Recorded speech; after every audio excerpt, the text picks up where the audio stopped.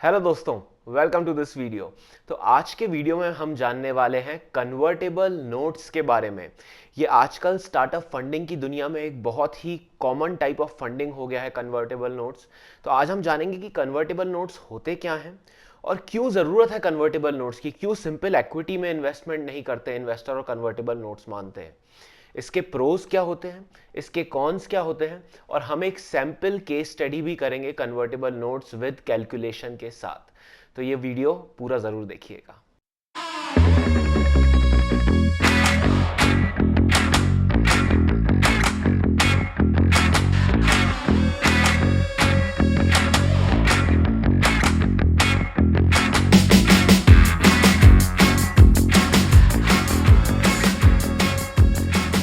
तो दोस्तों, convertible notes, अब ये आजकल अगर आप एक एंटरप्रेन्योर हैं और स्टार्टअप वर्ल्ड में अवेयर हैं और देखते रहते हैं न्यूज़ और शार्क टैंक भी देखते रहते हैं, तो कन्वर्टेबल नोट्स आपने कहीं ना कहीं तो सुन ही लिया होगा। आजकल बहुत ही कॉमन फॉर्म ऑफ इन्वेस्टमेंट हो गया है ये। जैसे कि इक्विटी इन्वेस्टमेंट होता है, डेब्ट इन्वेस्टमेंट होता है, सीसीपीएस होता है, ऐसे ही कन्वर्टेबल नोट भी होता है। ये बहुत ही आजकल कॉमन फॉर्म ऑफ इन्वेस्टमेंट है और ये बहुत अच्छा भी है, आप इन्वेस्टर के पर्सपेक्टिव से भी देखें और अगर एक फाउंडर के पर्सपेक्टिव से भी देखें। तो आज हम पहले ये जानेंगे कि कन्वर्टेबल नोट्स की ज़रूरत पड़ी क्यों, क्यों इन्वेस्टर्स को एक नया फॉर्म ऑफ इन्वेस्टमेंट निकालना पड़ा जबकि एक सिंपल इक्विटी और डेब्ट इन्वेस्टमेंट था पहले से। तो उसको समझने के लिए पहले जल्दी से ये समझते हैं कि ट्रेडिशनली एक स्टार्टअप, एक अर्ली स्टेज स्टार्टअप का वैल्यूएशन कैसे होता है, जिसका रेवेन्यू या तो बहुत कम है या फिर है ही नहीं, प्री रेवेन्यू में है। आपने देखा होगा, अगर शार्क टैंक आपने देखा होगा, उसमें ज़्यादातर स्टार्टअप्स जो होते हैं उनका अर्ली रेवेन्यू वाले होते हैं, मतलब अभी रेवेन्यू को 1-1.5 साल ही हुआ है। तो उनको कोई फॉर्मल मेथड, मैथमेटिकल मॉडल नहीं लगता है उनका वैल्यूएशन निकालने के लिए। उनके वैल्यूएशन निकालने के लिए हम एक ट्रेडिशनल मेथड यूज़ करते हैं जिसका नाम है रेवेन्यू मल्टीपल मेथड। मैं वैल्यूएशन मेथड्स के बारे में एक वीडियो पहले भी बना चुका हूँ, आप उसकी लिंक मैं डिस्क्रिप्शन में डाल दूंगा, आप चेक कर सकते हैं। लेकिन ट्रेडिशनल जो मेथड होता है वो होता है रेवेन्यू मल्टीपल मेथड। अब फॉर एग्जांपल इसमें क्या होता है, आपके स्टार्टअप का मान लीजिए एनुअल प्रॉफिट 1 करोड़ है या एनुअल रेवेन्यू 1 करोड़ है। तो आप क्या करते हैं, उस एनुअल रेवेन्यू पे एक मल्टीपल लगा देते हैं और बोलते हैं कि ये मेरे स्टार्टअप का वैल्यूएशन है। फॉर एग्जांपल आपके स्टार्टअप का प्रॉफिट 1 करोड़ है, आपने उस पर 4 का मल्टीपल लगा दिया, तो आप बोलेंगे मेरा जो वैल्यूएशन है स्टार्टअप का वो 4 टाइम्स है, 4 करोड़।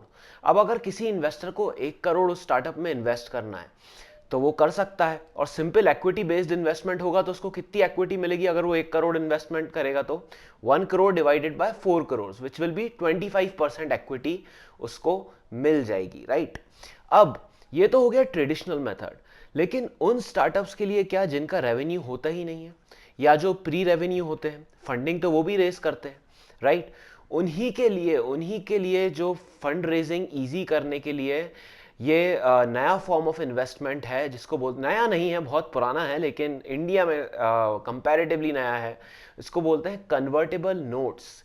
और ये इसलिए आया है क्योंकि अर्ली स्टार्टअप्स में ट्रेडिशनल जो मेथड होता है रेवेन्यू मल्टीपल का, वो वैल्यूएशन मेथड नहीं लग पाता, इसलिए ये मेथड आया है।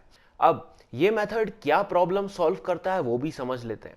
मान लीजिए आपका स्टार्टअप का रेवेन्यू नहीं है या बहुत कम है, तो आप वैल्यूएशन नहीं निकाल पाएंगे अच्छे से। मान लीजिए आप पहला अपना एंजल राउंड रेस करने जा रहे हैं, तो सबसे पहला जो आपका प्रॉब्लम आएगी वो ये आएगी कि आपका नेगोशिएशन में टाइम बहुत बर्बाद होगा। आप बोलोगे ये वैल्यूएशन, इन्वेस्टर बोलेगा नहीं ये वैल्यूएशन, और प्रॉब्लम, टाइम ज़्यादा चला जाएगा, फंडिंग लेट आएगी क्योंकि कोई वैल्यूएशन निकालने का फॉर्मल मेथड नहीं है, राइट।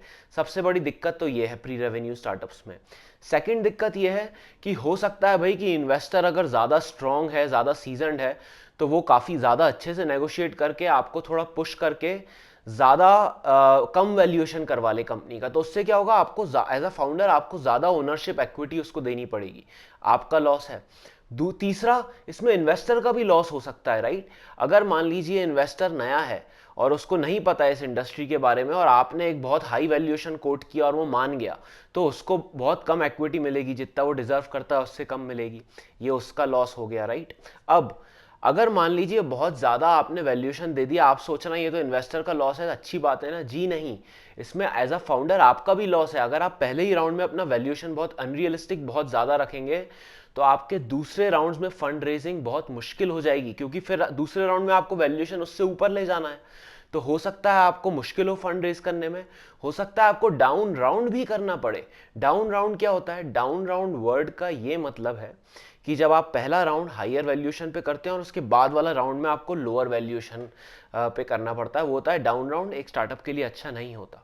तो ये भी एक नुकसान है प्री रेवेन्यू स्टार्टअप में, अगर आप नॉर्मल इक्विटी बेस्ड इन्वेस्टमेंट कर रहे हैं, वैल्यूएशन नेगोशिएट कर रहे हैं। एक और नुकसान ये है कि अगर वैल्यूएशन बहुत कम हो गया तो आपकी ओनरशिप तो ज़्यादा जाएगी, ये तो है ही, आपको ज़्यादा इक्विटी देनी पड़ेगी। प्लस एक टर्म होता है वैल्यूएशन लैग। वो क्या होता है ना कि अगर आपके पहले राउंड में ही वैल्यूएशन बहुत कम है ना, तो दूसरे तीसरे राउंड में भी आपका वैल्यूएशन एकदम ऊपर नहीं जा सकता, आप उसको धीरे धीरे ही वो रियल वैल्यूएशन तक पहुंच पाओगे। तो आपका एक वैल्यूएशन लैग हो जाता है। अगर आप पहला राउंड बहुत कम वैल्यूएशन पे करते हैं तो आपका रियल वैल्यूएशन तक पहुंचने के लिए आपको एक दो राउंड और लग जाते हैं। तो ये सब नुकसान है अर्ली रेवेन्यू स्टार्टअप्स के या प्री रेवेन्यू स्टार्टअप्स के, जब आप वैल्यूएशन में नेगोशिएट करते हैं। इन्हीं को ओवरकम करने के लिए कन्वर्टेबल नोट्स आए हैं, राइट? अब आप मेरे ख्याल से समझ ही गए होंगे कि कन्वर्टेबल नोट्स की अहमियत क्या है। अब ये समझते हैं कि कन्वर्टेबल नोट्स होते क्या हैं आखिर, और ये हम समझेंगे एक केस स्टडी के द्वारा, राइट? एक सैंपल कैलकुलेशन करेंगे। अब एक सिंपल मैं आपको स्टेटमेंट दे दूं कि कन्वर्टेबल नोट्स क्या होते हैं। ये लोन होता है जो आगे चल के किसी फ्यूचर डेट पे इक्विटी में कन्वर्ट हो जाता है। बहुत सिंपल है इसका explanation. So these are loans which convert into equity at a later date, at a future date. Usually वो डेट वो होती है जब आप सीरीज ए राउंड रेज करते हैं अपने स्टार्टअप का। अब इसका फायदा क्या है कि मान लीजिए अब आप, अगर शुरू में वो लोन होता है, बाद में इक्विटी में कन्वर्ट होता है, तो अगर कोई आपके स्टार्टअप में इन्वेस्टर इन्वेस्ट कर रहा है, आपको वैल्यूएशन नहीं पता, तो आप उसको बोलो कि चलिए हम वैल्यूएशन अभी डिस्कस नहीं करेंगे, आप अभी मुझको लोन दे दो, और जब मैं सीरीज ए राउंड रेस करूंगा अपना, उस टाइम पे मेरा वैल्यूएशन ज़्यादा अच्छे से निकल पाएगा क्योंकि ज़्यादा टाइम हो गया होगा। उस टाइम पे जो वैल्यूएशन होगा उसके हिसाब से मैं आपको इक्विटी दे दूंगा। तो इससे आपका टाइम भी बच जाएगा और नेगोशिएशन भी बच जाएगा, और इन्वेस्टर के लिए भी अच्छा है भाई। ऐसा ना हो कि बहुत ही ज़्यादा वैल्यूएशन आप कोट कर दो, आपके लिए भी अच्छा है। ऐसा ना हो कम वैल्यूएशन आ जाए, आपकी ओनरशिप ज़्यादा चली जाए। तो ये होता है कन्वर्टेबल नोट्स। आप एज अ लोन पैसे लेते हैं, लेकिन आगे चल के उसको इक्विटी में कन्वर्ट कर देते हैं। अब किसी भी कन्वर्टेबल नोट में तीन बहुत इंपॉर्टेंट वर्ड्स होते हैं, जो आपको टर्म्स होते हैं, जो आपको समझने पड़ेंगे। पहला होता है इंटरेस्ट रेट, दूसरा होता है वैल्यूएशन कैप, और तीसरा होता है कन्वर्जन डिस्काउंट, राइट? अब इन तीनों का मतलब क्या होता है ये हम समझेंगे डायरेक्ट हमारी केस स्टडी से, राइट? तो अब हम आते हैं डायरेक्ट अपने सैंपल कैलकुलेशन पे, सैंपल केस स्टडी पे, जहां पे मैं आपको समझाऊंगा मैथ क्या होती है एक कन्वर्टेबल नोट इन्वेस्टमेंट की। घबराइएगा मत, बहुत बेसिक मैथ्स है, मेरे साथ रहिएगा। कुछ भी समझ नहीं आया तो वीडियो पॉज करके पहले रिवाइंड करके उसको समझिएगा, फिर आगे बढ़ना, नहीं तो कंफ्यूजन बिल्डअप होता जाएगा, राइट? तो अब अज्यूम करते हैं कि मेरा स्टार्टअप है और मेरे स्टार्टअप में एक इन्वेस्टर, एक एंजल इन्वेस्टर इन्वेस्ट करना चाहता है in the form of convertible notes. और उसकी टर्म्स क्या हैं? तो एक इन्वेस्टर है, वो मेरे स्टार्टअप में इन्वेस्ट कर रहा है 1 करोड़ रुपए, राइट?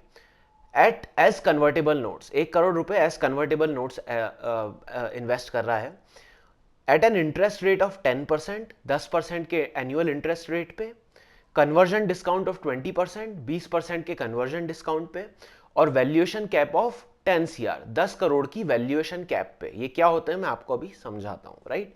ये टर्म्स हैं, याद रखिएगा, स्क्रीन पे आपको दिख रही हैं। अब इसमें दो केस बनते हैं। केस वन ये होगा कि जब मैं सीरीज ए राउंड रेस कर रहा हूं अपना एज अ स्टार्टअप, जब मैं 1 साल बाद, मान लेते हैं 1 साल बाद मैं अपना सीरीज ए राउंड रेस कर रहा हूं, उस टाइम पे या तो मेरा वैल्यूएशन कैप से ज्यादा होगा या कम होगा। ये दो केस होते हैं। तो मान लीजिए पहला केस है केस वन, व्हेन जब मैं 1 साल बाद सीरीज ए राउंड रेस कर रहा हूं तो मेरा वैल्यूएशन है 5 करोड़, और मान लेते हैं जो सीरीज ए इन्वेस्टर है वो भी 1 करोड़ ही इन्वेस्ट कर रहा है मेरे स्टार्टअप में at a valuation of 5 crore. तो सबसे पहले सीरीज ए इन्वेस्टर को कितनी इक्विटी मिलेगी? 1 करोड़ इन्वेस्ट कर रहा है, 5 करोड़ का वैल्यूएशन है, तो 1 crore divide by 5 crore, 20% equity मिल जाएगी सीरीज ए इन्वेस्टर को, राइट?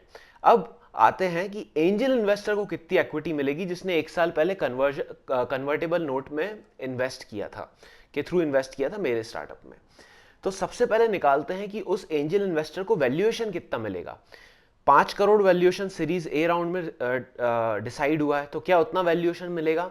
नहीं, उस वैल्यूएशन पे एक डिस्काउंट लगेगा, उसके बाद उसको वो वैल्यूएशन मिलेगा। डिस्काउंट रेट जो कि पहले ही टर्म्स में फिक्स था 20% है, वैल्यूएशन डिस्काउंट जिसको बोलते हैं, राइट, 20% है। तो 5 करोड़ का 20% डिस्काउंट कर दें तो कितना बचेगा? 4 करोड़। तो एंजल इन्वेस्टर को मिलेगा 4 करोड़ का वैल्यूएशन। तो 4 करोड़ के वैल्यूएशन उसको मिला है, उसने 1 करोड़ इन्वेस्ट किया था, तो उसको कितनी इक्विटी मिलनी चाहिए? 1 करोड़ डिवाइडेड बाय 4 करोड़, कितनी इक्विटी हो गई? 25% इक्विटी मिलेगी एंजल इन्वेस्टर को। अभी उसको मिली है इक्विटी 1 साल बाद। 1 साल पहले तो उसने एज अ लोन इन्वेस्ट किया था, उसको कोई इक्विटी नहीं मिली थी क्योंकि उस टाइम पे हमारा वैल्यूएशन ही नहीं निकल पा रहा था, राइट। अब वैल्यूएशन निकला तो उस पर डिस्काउंट लगाया, जो भी इक्विटी आई वो उसको दे दी, जो कि निकली 25%। अब जो 1 साल तक उसको इक्विटी नहीं मिली, वो लोन की तरह था, तो उस लोन पे कुछ इंटरेस्ट भी लगा, वो इंटरेस्ट रेट भी टर्म्स में फिक्स था 10%। तो उस 1 साल में उस 1 करोड़ पे 10% का इंटरेस्ट लगा, तो कितना हो गया? वो 10 लाख रुपए के बराबर हो गया, right.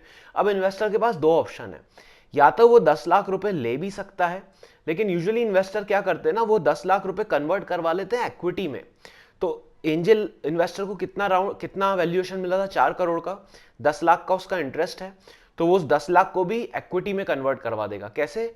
10 lakh divided by 4 crore, तो कितनी इक्विटी हो जाएगी? ये 2.5%। तो इस एंजल इन्वेस्टर को, जिसने कन्वर्टेबल नोट में 1 साल पहले 1 करोड़ रुपए इन्वेस्ट किए थे, उसको आज मिल जाएंगे 25%, जो कि उसको इक्विटी से मिले, प्लस 2.5% जो उसको एज इंटरेस्ट इक्विटी में जो कन्वर्ट हुआ उससे मिले। तो टोटल 27.5% उसको इक्विटी मिली है 1 करोड़ स्टार्टअप में इन्वेस्ट करने पे। अब आप ये समझिए ये कितना इजी हो गया है, राइट। ये अभी एक और केस बाकी है, लेकिन ये कितना इजी हो गया है। आप पहले 1 साल पहले आपको अपना वैल्यूएशन के बारे में कुछ पता नहीं था, राइट। आप नेगोशिएट करते, क्या पता आप ज्यादा दे देते उसको 30%, 35%, या क्या पता इन्वेस्टर को कम मिलता 10%, 15%, आप वैल्यूएशन ज्यादा कर लेते, उसके भी नुकसान है, राइट। तो अब सीरीज ए में जब आपका अच्छे से वैल्यूएशन निकल गया, सीरीज ए इन्वेस्टर ने आपका अच्छे से वैल्यूएशन निकाल लिया, तो आपने उसकी जो कन्वर्टेबल नोट था उसको इक्विटी में कन्वर्ट कर दिया, राइट। उस पर इंटरेस्ट भी लग गया, उसको वो भी इक्विटी में कन्वर्ट हो गया। कितना सिंपल है, राइट। अब कोई कोई लोग क्वेश्चन पूछते हैं इंटरेस्ट क्यों लगा? अरे भाई लोन दिया है तो इंटरेस्ट तो लगेगा ना, 1 साल वो इक्विटी में कन्वर्ट नहीं हुआ था तो उसमें लोन लगेगा। सेकेंड इंपॉर्टेंट क्वेश्चन ये है कि ये डिस्काउंट क्यों होता है, डिस्काउंट क्यों देता है? उसको 5 करोड़ का वैल्यूएशन क्यों नहीं मिला, 4 करोड़ का क्यों मिला? वो इसलिए क्योंकि इस जो अभी एंजल इन्वेस्टर है उसने 1 साल पहले आपके स्टार्टअप में इन्वेस्ट किया था। 1 साल पहले जो भी आपके स्टार्टअप में इन्वेस्ट करा उसको रिस्क ज्यादा थी। 1 साल के बाद तो आप स्टेबलाइज हो गए, आपने प्रोडक्ट बना लिया होगा, रेवेन्यू आ गया होगा, तो जो सीरीज ए इन्वेस्टर है उसके लिए रिस्क कम हो गई।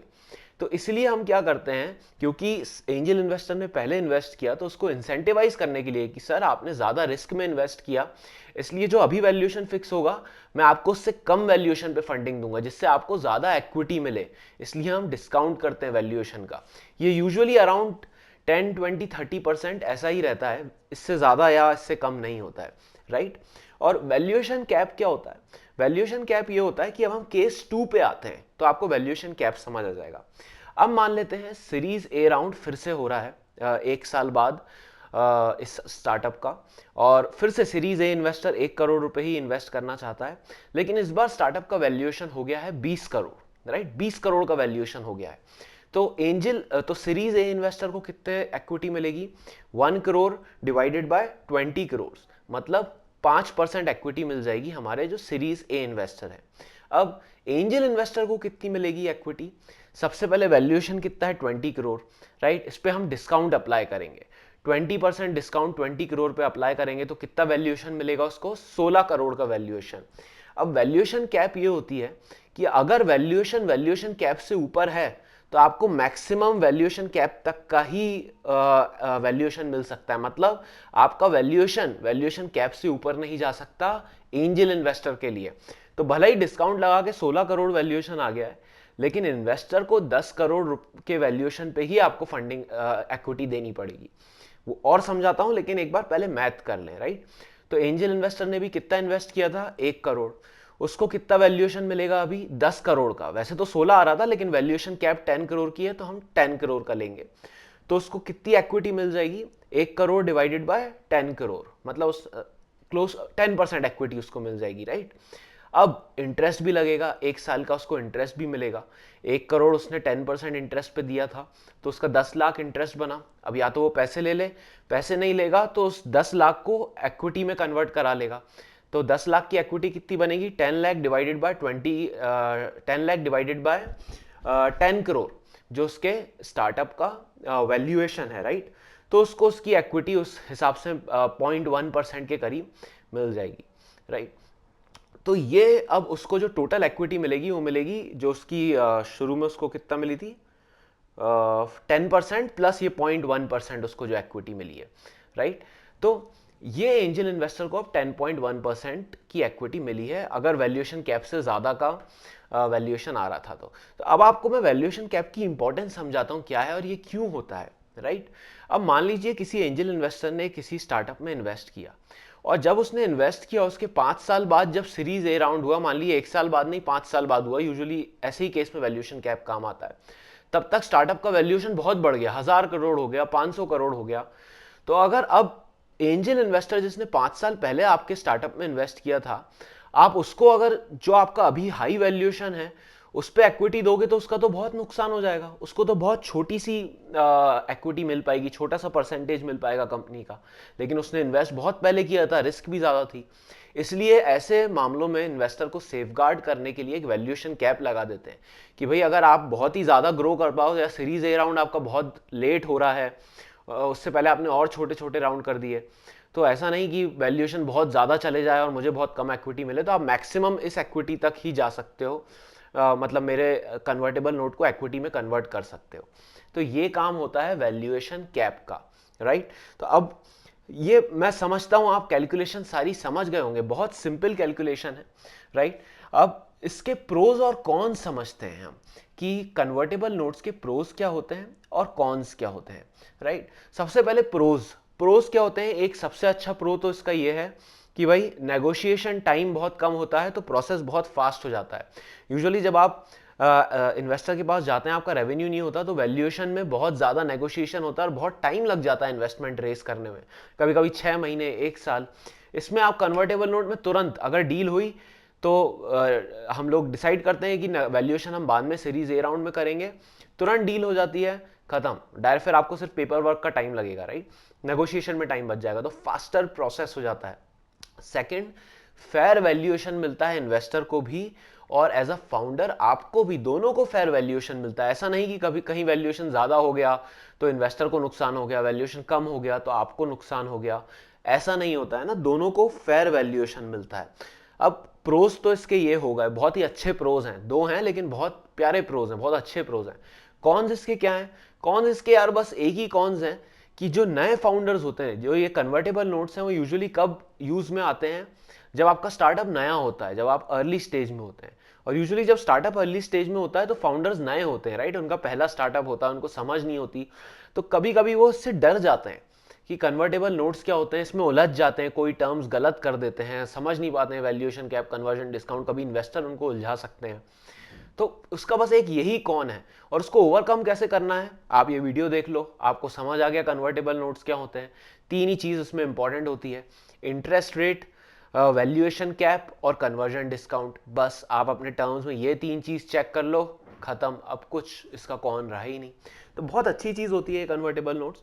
आई होप अब आप सबको कन्वर्टेबल नोट्स के बारे में सब कुछ समझ आ गया होगा। आगे चल के आपको बहुत कन्फ्यूजन होती है यार, एंटरप्रेन्योर्स को मैंने देखा है, फाउंडर्स को समझ में ही नहीं आता है कन्वर्टेबल नोट्स, हवा हो जाता है, दिमाग के ऊपर से निकलता है। तो जिनको भी समझना है उनको ये वीडियो ज़रूर दिखा देना या आप खुद समझा देना ये दिखा के। और I will see you guys in the next video now. Thank you.